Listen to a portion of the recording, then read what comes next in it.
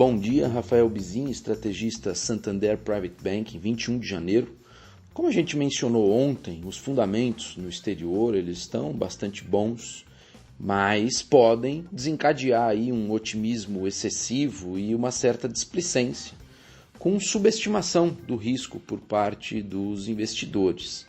Então, o que a gente vive, em parte, é uma valorização que até se autoalimenta, né? A própria alta das bolsas atrai novos compradores que temem ficar de fora da festa, né, ou das altas, e isso gera novo impulso na medida que eles vão entrando.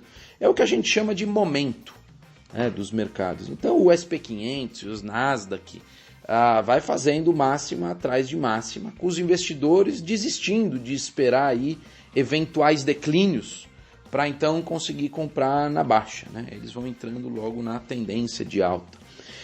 Ontem a posse do Joe Biden foi celebrada também e emanou positivismo nos Estados Unidos. Muito se comentou do clima aí de aproximação entre os republicanos e os democratas, né? Na hora de toda a solenidade, especialmente depois de todas as rugas aí que foram cavadas pelo Trump, que no fim até afastou autoridades próximas a ele, né, em função da interpretação que tiveram em relação àquele episódio no Capitólio. Mas, assim, é bastante normal, né, o presidente eleito começar numa chamada lua de mel, que é o período que ele precisa se apressar para aprovar aí as principais medidas do programa de governo. Mas, na prática, o Biden ontem também não trouxe nada efetivamente incremental, novo, para os mercados.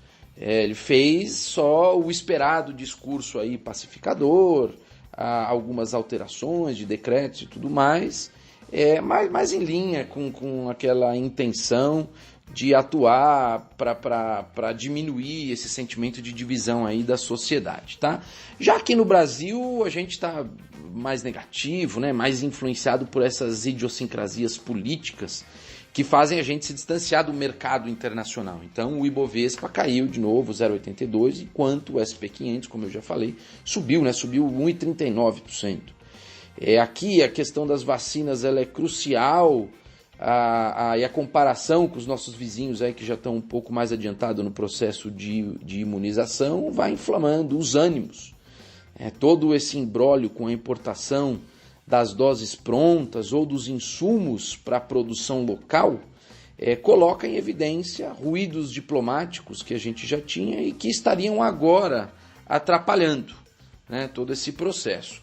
Os membros do governo aí estão alegando que os entraves são mais da ordem burocrática, né? Porque para liberar os carregamentos aí da China, desses insumos, tem uma série de órgãos que precisam aprovar a exportação para o Brasil e, como a gente sabe, assim, a demanda global por esses produtos, esses insumos, é sem dúvida muito grande, então tem muita fila, inclusive.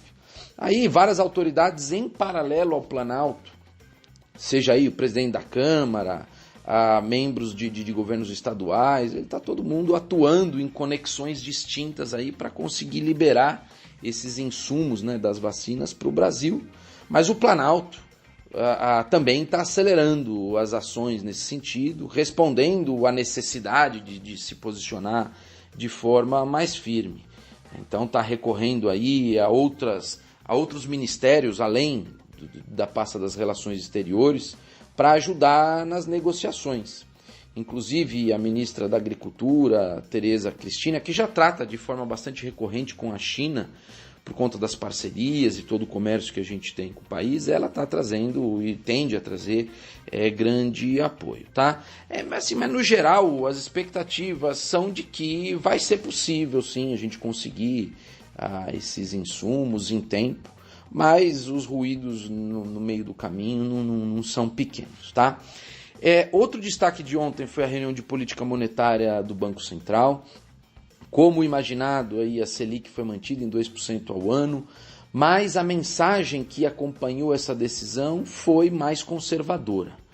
O BC, o Banco Central, ele demonstrou claramente uma maior preocupação com a inflação, falou que as medidas subjacentes, que são aquelas que buscam capturar a tendência da inflação, estão acima dos níveis que são compatíveis com a meta, e a projeção dos modelos do BC foi elevada para 3,6% de inflação agora em 2021, né? E isso usando o cenário Focus, que considera já altas dos juros, né, ou da Selic, até aproximadamente 3,25% no fim desse ano.